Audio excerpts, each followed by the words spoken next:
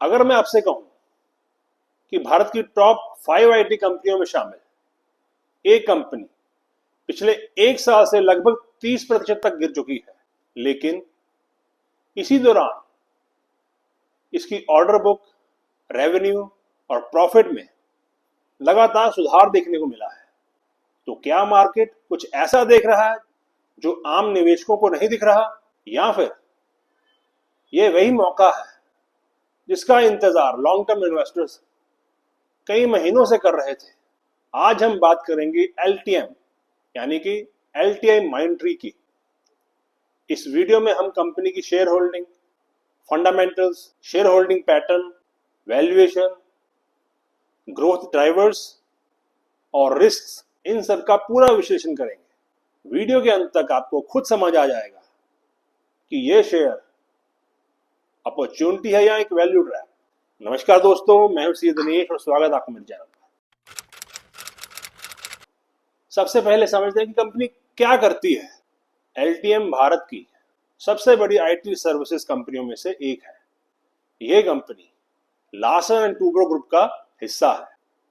2022 में एलटीआई और माइंडट्री का मर्जर हुआ और अब कंपनी नई ब्रांडिंग के साथ एलटीएम के नाम से काम कर रही है। Company AI, cloud computing, cyber security, data analytics, ERP, digital transformation और कंसल्टिंग जैसी सेवाएं दुनिया भर की कंपनियों को देती है। इसके 700 से अधिक एंटरप्राइज क्लाइंट हैं और BFSI, manufacturing, retail, health care तथा टेक्नोलॉजी जैसे सेक्टरों में इसकी मजबूत मौजूदगी है। यह कोई छोटी आईटी कंपनी नहीं, बल्कि भारत की टियर 1 आईटी कंपनियों में गिनी जाती है। अब सबसे बड़ा सवाल, अगर कंपनी इतनी ही अच्छी है तो इसका शेयर क्यों गिरा? देखिए, इसके पीछे कई वजहें हैं। पहली वजह, ग्लोबल आईटी स्पेंडिंग में धीमापन। दूसरी वजह, अमेरिका और यूरोप की कंपनियों ने नए आईटी प्रोजेक्ट्स पर खर्च कुछ समय के लिए कम किया है। तीसरी वजह, एआई के कारण आईटी इंडस्ट्री में बदलाव की आशंका और मार्जिन प्रेशर। इन्हीं कारणों के कारण एलटीएम का शेयर, जो लगभग 7,000 के करीब ट्रेड कर रहा था, वो गिरकर 4,000 के करीब अब ट्रेड कर रहा है। लेकिन सवाल यह है कि क्या बिजनेस भी उतना ही कमजोर हुआ है? चलिए कुछ डाटा देखते हैं। FY26 में कंपनी ने कई पॉजिटिव संकेत दिए हैं। रेवेन्यू में अच्छी वृद्धि हुई है, नेट प्रॉफिट में भी सालाना सुधार हुआ है, ईयरली प्रॉफिट जो है वो बड़ा है, ऑर्डर बुक भी सुधरी है और लार्ज डील्स की संख्या में उल्लेखनीय सुधार हुआ है। जनवरी से मार्च के क्वार्टर में कंपनी का रेवेन्यू लगभग 11,300 करोड़ के आसपास रहा और नेट प्रॉफिट लगभग 1,390 करोड़ के आसपास रहा। इतना ही नहीं, मैनेजमेंट का कहना है कि एआई, क्लाउड और डिजिटल ट्रांसफॉर्मेशन से आने वाले वर्षों में डिमांड और मजबूत हो सकती है। मतलब बिजनेस में सुधार दिखाई दे रहा है, जबकि शेयर प्राइस अब भी दबाव में है। यहीं से वैल्यू इन्वेस्टिंग का सवाल शुरू होता है। अब समझते हैं कि कंपनी का शेयर होल्डिंग पैटर्न क्या है। किसी भी कंपनी में सबसे पहले यह देखना चाहिए कि बड़े शेयर होल्डर्स का भरोसा उसमें बना हुआ है या नहीं। एलटीएम में एलएनटी के प्रमोटर्स की जो होल्डिंग है वो 68.7% है, जो कई वर्षों से स्थिर बनी हुई है। इसका मतलब है कि प्रमोटर्स का कंपनी में पूरा विश्वास है, उन्हें अपने बिजनेस पे पूरा भरोसा है। इसी वजह से उन्होंने अपनी हिस्सेदारी इसमें नहीं घटाई। दूसरी तरफ म्यूचुअल फंड्स और डीआईआईज की हिस्सेदारी भी मजबूत बनी हुई है। कई बड़े फंड इसे अपने पोर्टफोलियो में रखते हैं क्योंकि ये भारत की सबसे बड़ी आईटी कंपनियों में से एक है। एफआईआईज ने पिछले कुछ क्वार्टर्स में आईटी सेक्टर में सावधानी दिखाई है। ब्याज दरें, वैश्विक मंदी की आशंकाएं और कमजोर आईटी स्पेंडिंग इसके प्रमुख कारण हैं। लेकिन एक बात याद रखिए, अगर एफआईआईज अपनी हिस्सेदारी किसी कंपनी में कम करते हैं तो इसका यह मतलब नहीं कि कंपनी खराब है, बल्कि हो सकता है कि एफआईआईज उस पूरे सेक्टर में से पैसे निकाल रहे हैं। अब बात करते हैं कि कंपनी की वैल्यूएशंस कैसी है। क्या एलटीएम अभी सस्ता है?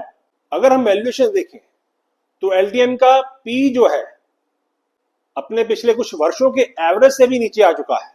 शेयर जो है 52 वीक लो पर काम कर रहा है और इसमें अपने पिछले हाईएस्ट लेवल से बड़ी गिरावट आई है। देखिए एलटीएम में ग्रोथ पोटेंशियल अच्छा है, लेकिन मार्केट अभी रिस्क डिस्काउंट दे रहा है। अगर आने वाले 2-3 वर्षों में आईटी स्पेंडिंग दोबारा से तेज होती है तो एलटीएम की वैल्यूएशन में री रेटिंग देखने को मिल सकती है। अब बात करते हैं कि कंपनी की ग्रोथ ड्राइवर्स क्या हैं। इसमें है सबसे पहले एआई रेवोल्यूशन। आज लगभग हर कंपनी आर्टिफिशियल इंटेलिजेंस अपना रही है। एलटीएम ने खुद को एआई सेंट्रिक टेक्नोलॉजी कंपनी के रूप में रीब्रांड किया है और एआई सॉल्यूशंस पर लगातार निवेश कर रही है। दूसरा, क्लाउड माइग्रेशन। दुनिया भर की कंपनियां अपने डेटा सेंटर्स को क्लाउड में शिफ्ट कर रही हैं और ये ट्रेंड आने वाले कई वर्षों तक जारी रह सकता है। अगला है digital transformation. Banking, health care, manufacturing, retail, आज हर सेक्टर डिजिटल ट्रांसफॉर्मेशन में निवेश कर रहा है और यही एलटीएम का सबसे बड़ा बिजनेस है। और अगला, लार्ज डील्स विंस। FY26 में कंपनी के रेवेन्यू में, प्रॉफिट में, ऑर्डर बुक में लगातार ग्रोथ देखने को मिली है। बड़े बड़े डील्स, बड़े सौदे मिलना भविष्य के रेवेन्यू की एक अच्छी वैलिडिटी है। मीन्स सौदे हैं तो रेवेन्यू तो आएगा ही आएगा, प्रॉफिट भी बढ़ेगा। देखिए अगर प्रॉफिट बढ़ेगा तो इसका असर सीधा जो है उसके शेयर प्राइस पे पड़ेगा। देखिए इन फ्यूचर ग्रोथ फैक्टर्स के साथ साथ कुछ रिस्क भी हैं। क्या है वो रिस्क? देखिए अगर अमेरिका में रिसेशन आता है तो आईटी सेक्टर के बजट में सबसे पहले कट आ सकता है, जिसका सीधा असर कंपनी की ग्रोथ पर पड़ेगा। दूसरा रिस्क, एआई प्रोडक्टिविटी बढ़ने से जो ट्रेडिशनल आईटी सर्विसेज है उनकी डिमांड पे असर पड़ सकता है, वो कम हो सकती है, जिसका सीधा असर कंपनी की रेवेन्यू पे पड़ेगा, ग्रोथ पे पड़ेगा, प्रॉफिट पे पड़ेगा। तीसरा रिस्क, आईटी सेक्टर में कंपटीशन बहुत ज्यादा है। TCS, Infosys, HCL, Wipro, Accenture, Cognizant, ये सभी कंपनियां एआई में भारी निवेश कर रही हैं। चौथा रिस्क है, अगर डॉलर कमजोर होता है तो इसका सीधा असर आईटी कंपनी के मार्जिन में पड़ेगा। फाइनल वर्डिक्ट, तो क्या एलटीएम एक अपॉर्चुनिटी है या एक वैल्यू ट्रैप है?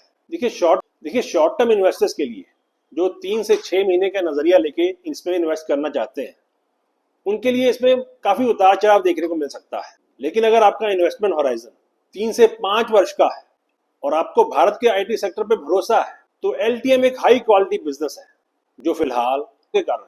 देखिए this video is only for educational purposes and not any type of advice to buy और सेल एनी शेयर और कम्युनिटी। हम नहीं आपको सजेस्ट करें कि आप इसमें इन्वेस्ट करें या ट्रेड करें। आप अपने वित्तीय सलाहकार से संपर्क करें और उनकी सलाह से ही इसमें निवेश करें। लेकिन किसी भी निवेश से पहले अपनी रिस्क प्रोफाइल, एसेट एलोकेशन और फाइनेंशियल गोल्स को जरूर देखें, तभी इन्वेस्ट। और अगर वीडियो यूजफुल लगा तो वीडियो को लाइक करें, चैनल को सब्सक्राइब करें और वीडियो को ज़्यादा से ज़्यादा शेयर करें ताकि नॉलेज सब तक पहुंच सके। और मुझे कमेंट करके बताएं कि क्या एलटीएम आपके पोर्टफोलियो में है।